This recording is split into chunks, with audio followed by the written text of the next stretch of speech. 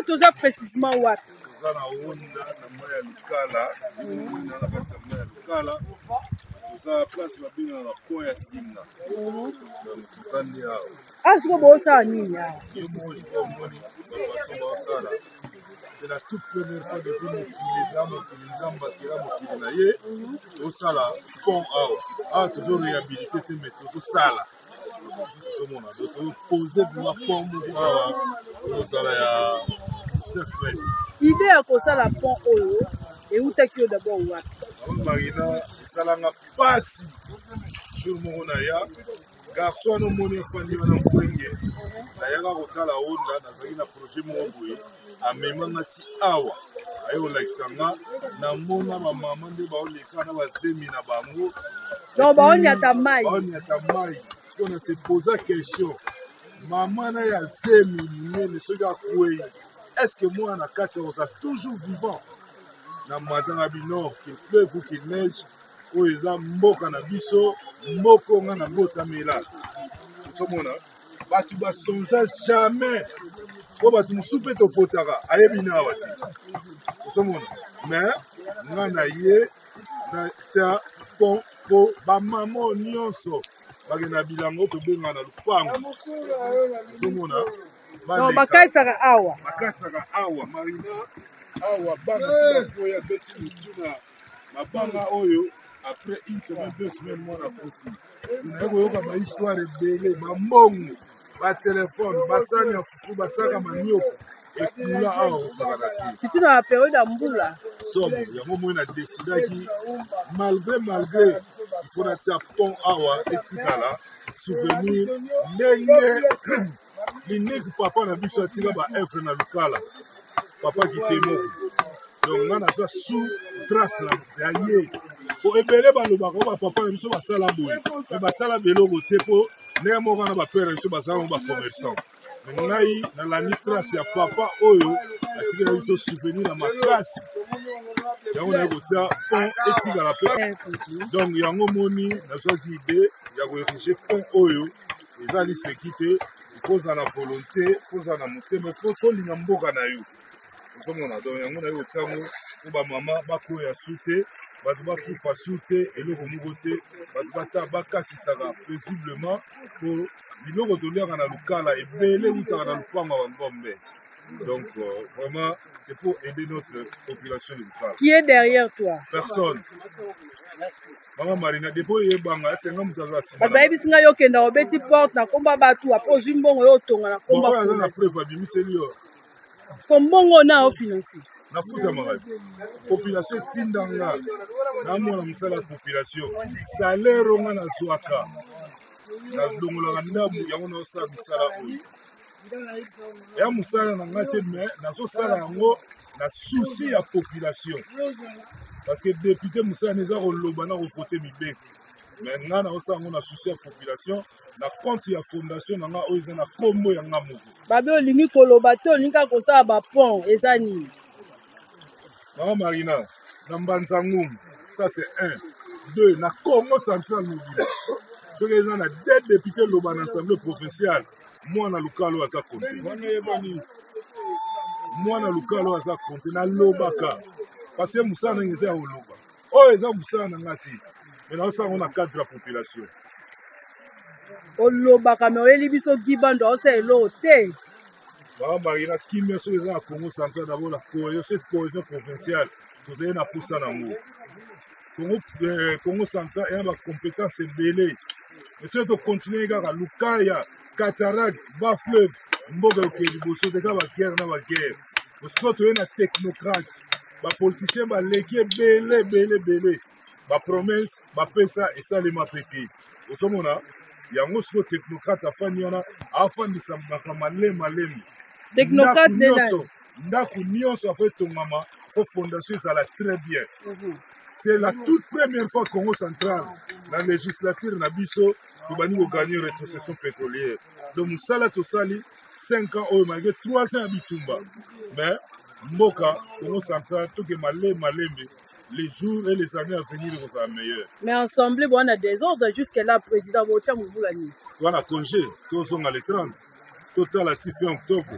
omona tokoremplace président na vice rapporteur bokorespecte kaka oyo borespectaka wana ya bakataracte marina soki tolandi makambo wana province eke liboso te mboka oyo eza na besoin bacompétence na bato baa na volonté kosala mosala comme il faut toasu na besoin bamusicien te ni badanser te budget oyo koanoue mpona travail oyo ezoza ya combien élevé na combien pour l'instant mama marina tokosala bacalcule nyonso na suka parce que eza facile te babe ozala makasi ya kosala me kofuta batravailler ezalaka kopasi soki nafutaki te baosala ndenge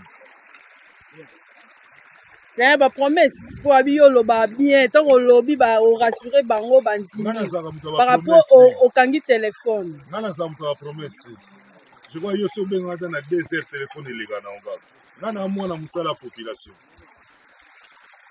cette fois-ci bofongo telefone mpo élection kala mingi te mama marina depuis 2019 na bandaka kotia éclairage public na lukala na kasavo na éclairage esimba te moi koti ya snel sikoyo na ochange système na oloba mingi te omonaka mambo ekoya estce oyeba eke eloko yango ezosalema koto nga nasala mambo na nga natiaka makeyele te na réhabilité mpo Antoine Maya eza kula bamama basepeli mpo outi koinaugure kala te nasali escalier 42 mètres. Félicitations déjà na yo 42 mètres natiaka na makeyele te na population nde moto ezoloba place na ngai mpo baomona véritablement na lokala mambo aosala mpo nayebi mboka oyo me bato mosusu eko otuni bango ata kombo ya 5 avenue ya lokala bayebi te me yo oyebi nga nayebi lika nabotama awa okotanga biso quelques œuvres oyo si osali na kati ya lokala marina eza ebele ata 5 te okozala na kolobela sikoyo ce que je fais durant 5 ans et ce que je réclamais na Congo central na l'assemblée l'exécutif provincial durant 5 ans. Exécutant ngote dernièrement toyokaki réclamaki mpona wenze wenze na biso eza kaka na désordre moteke oréclame oui mais exécution nango eza te. Marina osala la section commerciale il y a 2 types de projets. Il y a un projet à court terme de 0 à 5 ans et un projet à long terme. Veillons voir les jours à venir. Vous allez inviter Calamité tout ça déjà pour sa première pierre pour la construction marché. Voilà, on a évisé déjà d'avance. Ah bon? Oui. Donc on s'est marché PKO. Maintenant, depuis l'Assemblée professionnelle seulement en 2006. Maintenant, vous êtes député professionnel à Liboso dans le cadre.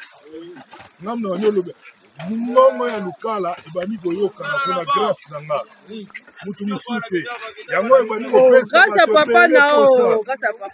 a député national nga na député provincial aotikala pere na ngai boso mona wonga na papa un mot mpona ye kasi bon namoni vie mpe osala na ndenge na ye malgré mingi aosala na ntimanti me tozonga na ndako na biso Marina jamais okokende okombola ndako ya moto mosusu soki ya yo eza salite lukala nde lukala pouvoir bapesaka biso yango awa nakende okombola nanu na ndako mosusu te mpona kombola sikoyo bamama oyo bakwei awa bambongo ekei des années yo sokende okombolela bato kuna na kota mosika oki opesa promese ozomona osalela mopete réalisation réel mpona bana osala awa bongo bato mosusu bakondima ngai toti osepela léopard ganye congolais to aza na monde asepelaki yo olingi ngai na banda na kote mosusu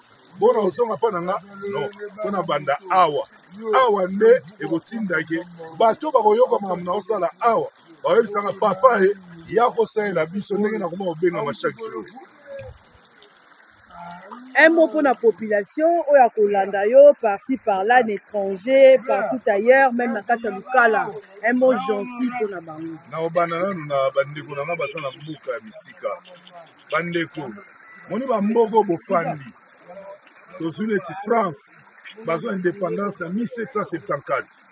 Do mboka wana osepelaka nango. Bato babunda mpo mboka wana yo lelo okende ofanda na mboka ya kimia bien sécurisé nyonso eza déjà bien établi tozonga na mboka na biso tozwi mayele kuna zonga na mboka na yo lukala yaka kosala makambo awa lukala ezalaka frene te biso moko nde tofreinaka lukala parce que soki ozwi mbongo na lukala oketongela kote mosusu c'est pas bien zwa mayele ya kosalela yango awa na bandeko na ngai ya lukala naza mwana na bino nazosenga bino kaka confiance je crois oyo eza manda na ngai ya liboso mais oyo nayosala je crois boosepela nango bopesanga confiance mikolo ezoya tokende place tokendaka po bokende kovote biso nasengi bino kaka confiance na oyo ngai nayosala naokontinue kobundela botika ngai na kontinue komba na nga po oyo akoya mpe sika ifo azwa tan ayekola bo siko soki ayebi mpe koloba te soki na mboka kuta afandaka na bato te kuna eske akende kodefendre biso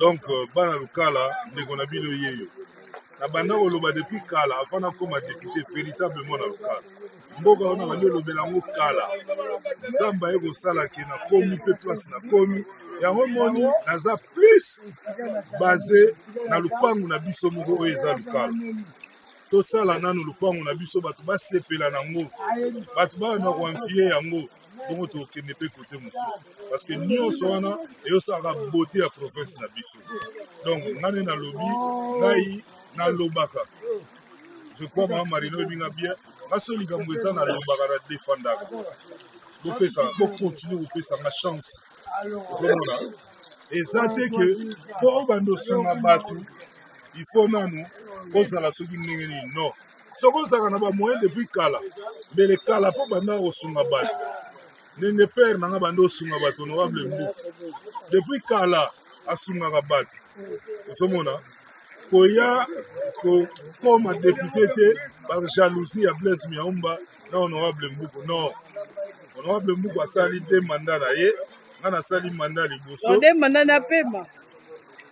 nga te mona afutaka mama bina ngai te ozomona les œuvres doivent parler à notre place parce que ndenge eza boye nakobengisa bino bajournaliste ndenge nasalaka nde nayebi biso naza parmi les 2 premiers députés oyo balobaka epuis baoyo basala restitution na base to nazorespecte ndenge mibeko ya misala etinda me bomitala estce bamisu basala yango ozomona natangi komba motu te estce oyo azolinga kokende akende kodefendre oyo azokende koprotege babie na ye parce que ayebi ke un député azalaka na immunité tu vois mama marina lokala eza mboka biso nyonso oyo amoni ke place ndako ezotongama ye akopesa brique apesi mpo ndako na biso ezala kitoko donc naosenga kaka bakontinue kopesa biso confiance bapesanga confiance parce que komba eza facilité esetwa bato baza ebele estce omonaka eza libulu mo molai ko la fois passé ezalaki 210 setwa eza plus population nde bayebi na bango parce que nga so naza nanga travailleur naokekoluka na mpo bapolitisie po ali marina nde nazoloba ngai soki nazalaki nanga déjà engagé na silu peut-être eza population yango tinda ngai eza libaya mais tellement na portail ebele papie nanga mbuku yango moni apesanga chance Blaise kende sala nzela na yo yango naosala et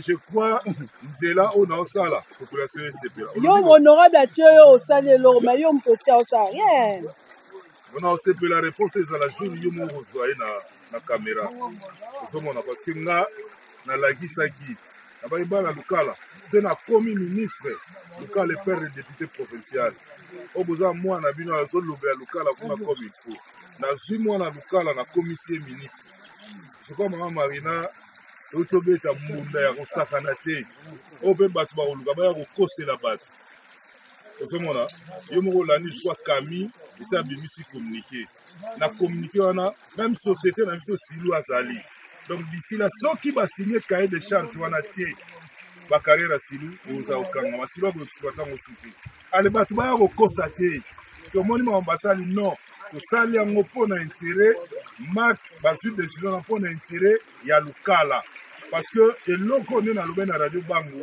eloko ya motuya l'ancien président tigela biso code minier so na code minier wana article ezali oyo eza ke société nyonso ezo evre na mboka wana il faut s'occuper na social na développement ya mboka wana mboka na biso yango kokende ko se développer rapidement.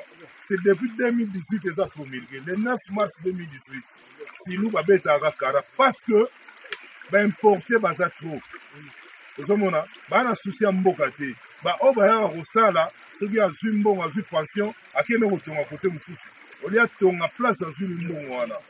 Alors yango biso siko nga er nazwi ministère ya mine na transport na tie mona lokala na ebisi eleki dossier oyo landela yango pona intérêt ya mboka na biso lelo oyo je crois silo aza na singa na kingo cahier de charge ezali yo mama siko oyebi yango mais po basini yango problème yango siko pression euti province ya commune ya Kinshasa kwa ici et d'ici là document officiel ezobima soki basini ete ndenge bandeko bapipisi basiniaki lok ozomona do bandeko ndenge wana nde mboka ekendele siko soki molobeli oyo ayebaki koloba te azalaki grand manager te mpo lelo asala management dibanda oma gouverneur tonga tosala ministère wana ndenge nini mais tozwi yango grâce à mona lokala et puis mikolo koya je crois silu akosatele mpo asigné aondima jamais investissement eza kuna babloke bacarrière nyonso tokomona baprojet de développement yango na annonce déjà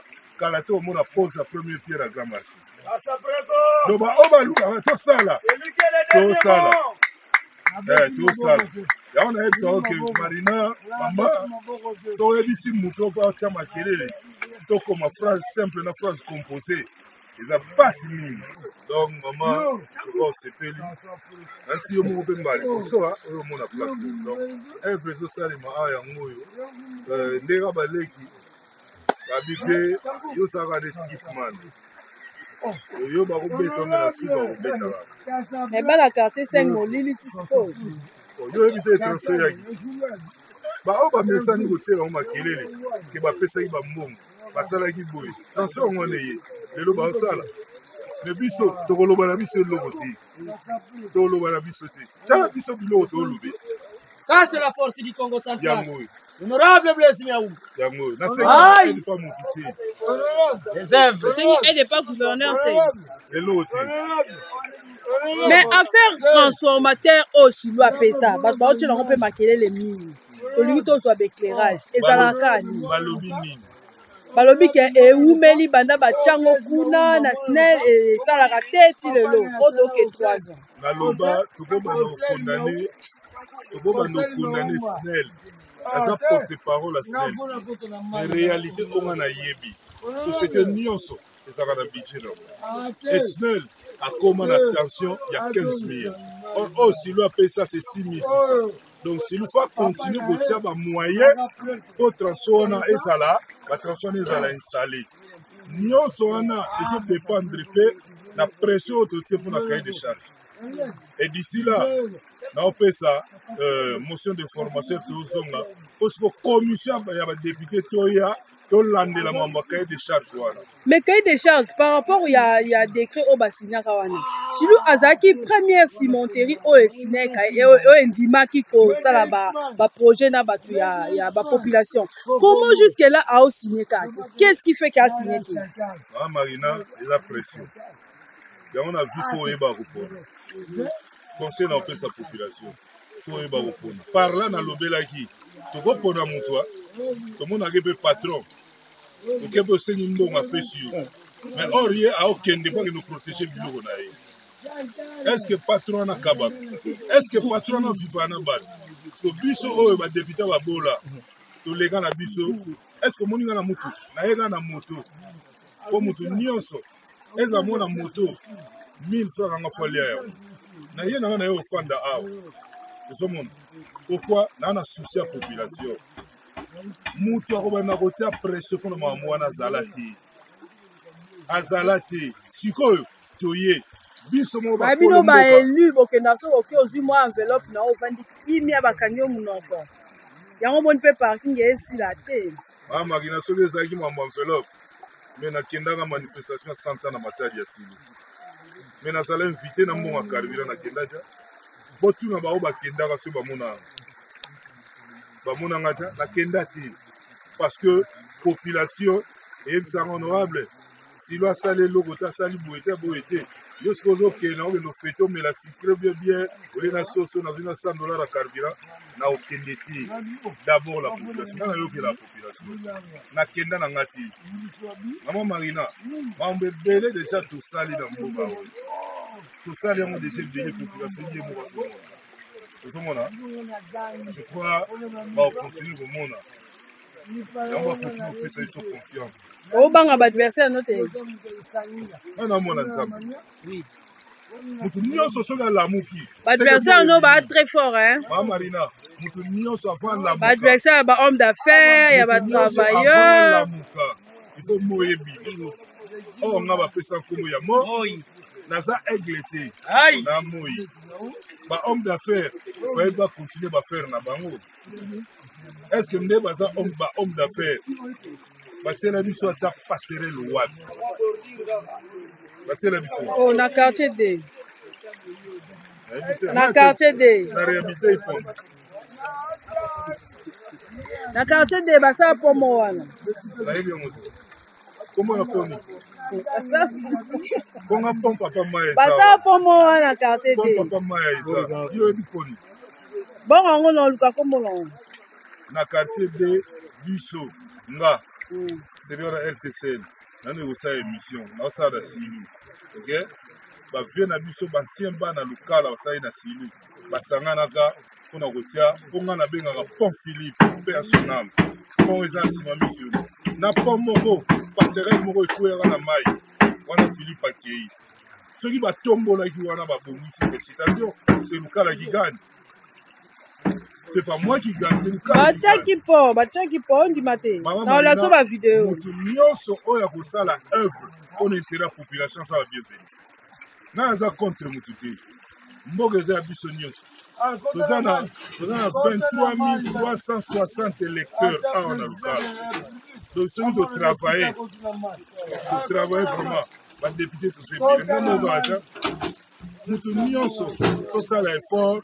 Donc, nous défendre le Lukala, mais donc nous défendre ma bien à Bissou. Tosilisa, Olobani, Minemo Asuka. Minga Olobezate, Nzamba Banda continue à faire sa grâce, va protéger Bissou, aussi à la prière par pasteur, pas sembler la Bissou. Je crois Miko Legoya, pour Sangana, pasteur, pour ensemble la paix pour la Mouga la Bissou. Yoko pesa polo, na maputa. Oza na posa polo. Te yango ba député ba pia no. Oza na pesa polo seki na obanda pa na yo. Ngala ta polo na te me ba opesa polo na ba maputa. Bon, peut-être so la ta polo te na opesa. Onga maputa na pesa ngo ba pe. Na pesa. Mwana nyonso o ba boti ba papa na mama. So ba su musala. Eloko liboso mwa Marina Sarani. Nga yebite yo mpo. Alati saka papa na mama. So nga ba mama na bapesa nga misala na ba papa na so na latisi bango mwana bango bapesa musala babeza wapi olata bango na propagande oh balataka déjà avant même na lega na lega balataka déjà balataka et puis mama Marina il y a 3000 na joyeux mozomona de tout ça musala bo eza ba bar de 14. Donc tout ça, les motos coulés, vraiment bon à tonneau. Pour je vois au monde à tonneau, au sala des années. Pour couler au combien de jours? Tout coulant au lilo, pour tout continuer tout ça là, faut attendre 21 jours. Les gars, on tout ça là qui coule. Ah, ça là armature. Il coûte déjà 21 jours, plus de 21 jours. C'est pas moins de 15 sacs par portée par armature. Tout coulant qui n'a pas après tout bimisa ngo olinga mboka olinga ba mama olinga bango vraiment olinga mboka ngo vraiment pour ça musala oyo ya musala lekati après ça tout le monde ande ba okati sotia lisusu botango ka lelo kaka to kule les 4 lelo non lelo signature awa nde eza boye ba osala susu armature susu likolo oyo c'est niveau wana OK. Zomona. Donc awa tuambwa sasa ya mabanga ebandoleka. Pour éviter que tiango 3 mètres il a Mais déjà au salon on t'a catch volga sans problème. Elle quitte na ngamu. C'est na ngamu. Et puis ils a soukati. Ah bon? Makambo ezali mama. Ah bon? Aloba lelo ti. Makambo ezali tozwa ta flash. Makambo eza.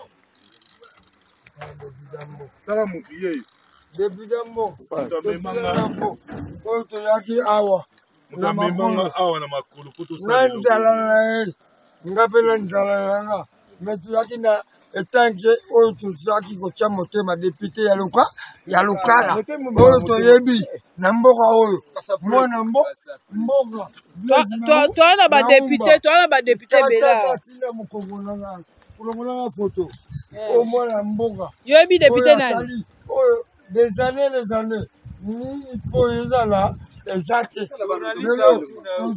talanga kasi les ancêtres nazosala pont oyo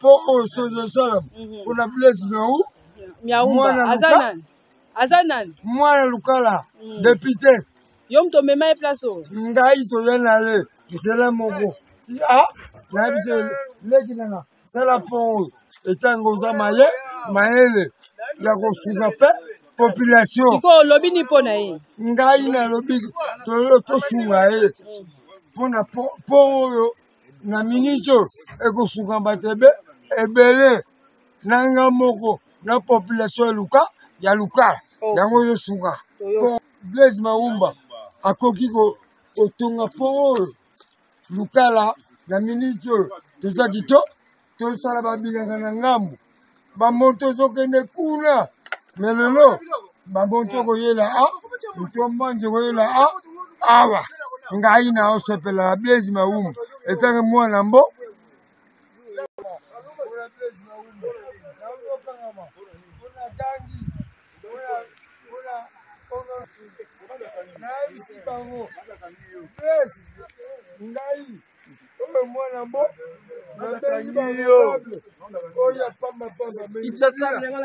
Bonjour. Bonjour maman Marina. Beaucoup de place honorable à Ossé Misala. Ayebisa biso ezaka ni impression eza bonne komona misala honorable à Ossé. Oui, d'abord impression ngai personnellement eza très bien nazo apprécier ba action honorable Blaise Azosala tant que le porte-parole du chef yango nakomi awa na deuxième pont oyo ezo tongama na maya lukala awa esali ngai très bien na moni que non il faut na koma malgré na etao na zana olobani po na ye na misalo azosalisa parce que ce n'est pas facile hein? Oui, c'est pas facile honorable Blaise aza mwana lukala véritable mwana lukala aza na souci ya makasi surtout ya population lukala ba mama kaka te ba jeune ba papa bango nyonso yango omoniki azo lancer ba pont partout c'est parce que tozala na accès c'est parce que place oyo tozoki makasi tango tozalaki bana mikie o bano benga nsinga awa do tozoki makasi mambo ebele salemi awa tokula awa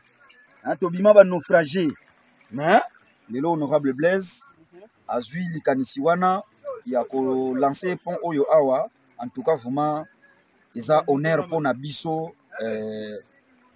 bato lukala. Merci beaucoup. Votre papa. Votre maman Marina. Et c'est un honneur ça bonne komona honorable Blaise ko ça la place oyo. Bon, c'est on a vu ça place oyo depuis kala. Ezalaka na mutuke oyo akobongisa place oyo. Mais honorable Blaise Maumba ayokaki bato ayoki kolela ya ba mama ndenge ba utaka bilanga ko baya ko bakatisa ba mama mususu babukana awa. Mais honorable azwaki mo message wana yango amona kite bukale za mboka na ngai ona ya nabongisa ba mama place oyo ko balikaka kitoko. Donc félicitations na honorable Blaise Maumba véritable mwana bukala makambo oyo azosala mutu moko te si asala yango awa. Donc sengweza makasi pona honorable Blaise Maumba ba papa ba mama ba jeune to pesa ye confiance to tala makambo susu oyo ezoya liboso na biso. Ebela kolobeza nango te félicitations kaka na honorable Blaise Maumba na makambo oyo azosala. Merci maman. Bonjour maman. Yo esika oyo ozosala musani. Akukanga na mettre doublage côté construction comme la simbi construction na fondation honorable. Bobanyo mkoni. En tout cas, faut comme un niveau oyo pas même un mois. déjà na bacours ya maçonnerie na kotala na bamoyen oyo ekoti déjà awa pendant pas même un mois okomi déjà na baniveau oyo déjà na moto azosalisa seke azo déjà korenforcer bamoyen na ye oke tokóma na baniveau oyo me bayi baofuta bino te bon omoni eloko moko na koloba lukala souvent bajeune na bato oza na lukala fo tochange mentalité omboka na biso yeba kokende liboso constat na ye kosala na lukala biso tovandi na bamboka oyo tondimaka vraimen bato te eloko wana ya kozalaka kondima bato yango ezozongisa lukala nsima donc omoni mama journaliste eloko moko na koloba ya mwa mokie mwa synthèse eza eloko moko na lukala fo tolongola ignorance moso tolongoli ignorance ya kozangaka kondima mboka na biso okende liboso wana aza père des enfants na papa ya famille nabombaka mwasi na ndako na bana aza na 4 enfants omoni ke jamais nasalaka mosala nazozwa litomba moko te nayaka kaka wana ozoloba mpo omoni honorable aza sur place en tout cas soki likambo eza ya solo fo koloba soki mabe ezali fo koloba parce que mpona kobongisa parce que ngai de ma part depuis nabandi kosala na honorable nafutamaka omoni ke nasali ja misala ebele nasali po ya quartier 3 eza ngambu nasali yango avec Mbuta Blaise le grand gister toza na ye parce que tokombine na ye batravaux ota gistage eza Mbuta Blaise la construction ngambu nasimbi construction donc eza na contrat moko te nga nasali na honorable naza rejeté donc eloko nga esengi na mérité nazo mérité yango donc ebandi kaka na ponte même na construction ya ndako eza ngambu naza kuna donc eza na misala ebele deja nasali naza décidé lifuti na nga nazo mérité yango soki nazalaki motu moko nazofutama te jamais naya kosala un mot gentil kasi mpo na ye mpe mpo na bana lukala en tout cas mpo na bana lukala fo tosoutenir mbuta na biso akende liboso parce que baide eza ebele omoni fo topesaka bakonzi na biso chance c'est parce que tocontinue kodemere na volonté oyo bango bazokanisa mpo lobi mboka ekende liboso oyo ya koloba eza te biso toza wana mpo na mboka tout d'abord ngai nano naza lokola population tozomipesa mbeka mpo na population tokotikele charge te donc elongo na ye fo totia na maboko parce que mpo œuvre oyo esengi tosoutenir yango fo ekende liboso donc c'est ça na mokuse tosoutenir ye totika bilobaloba parce que bilobaloba esalaka eloko te donc tozala toujours en avant tozala lokola bakoko ya kala te lelo toza bajeune donc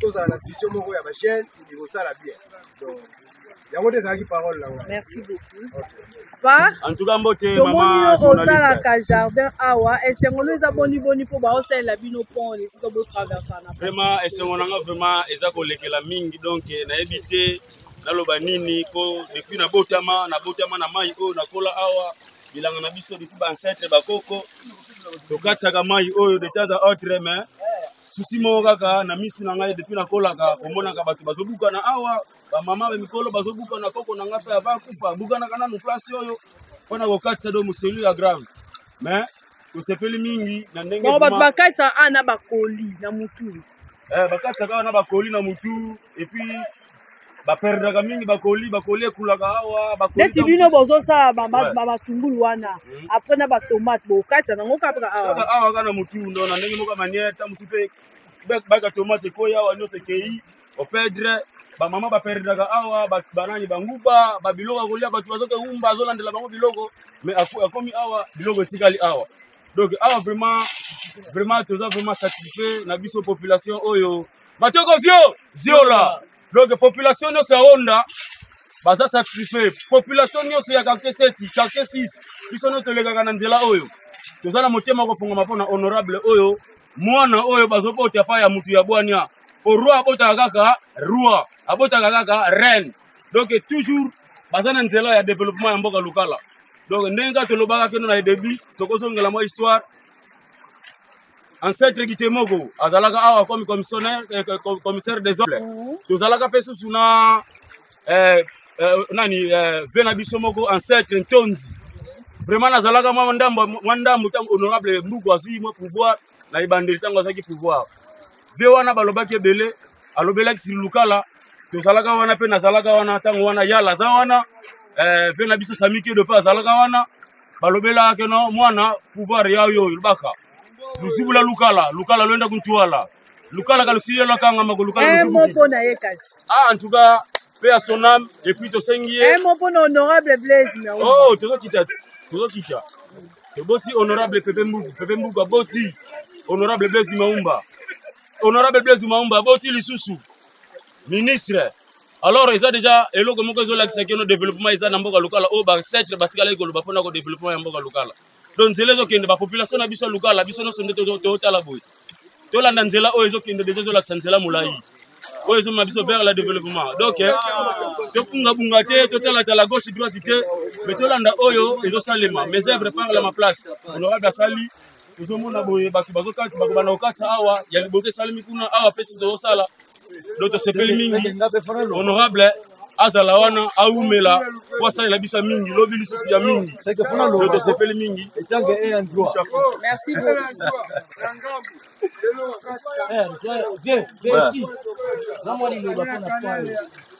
Papa, bonjour. Bonjour, Yoza maman. ayant droit et c'est ngolo za boni comme on a c'est la mino popo to mono mi longo leli ma papa pour aussi la maman. En tout cas, nazaya ko sepela mingi pona honorable Blaise Maumba. Poli kambazo sali la biso nanu sali mate banda mukile banda. Mais lelo lokola to moni yango tozaya ko sepela po etant que ayant droit biso kuna na village Luvete tozala difficulté ya banzela. Mais ndenge ba honorable azo fongola biso nzela en tout cas nazaya ko sepela mingi. Nzambe abatela ya bakela ye o esangi. Merci. En tout cas to sepeli etant que bakolo mabele. Merci. Comme on a Simon village Luvete seigneur de poissons. Lobby munene ya bambisi. Merci beaucoup.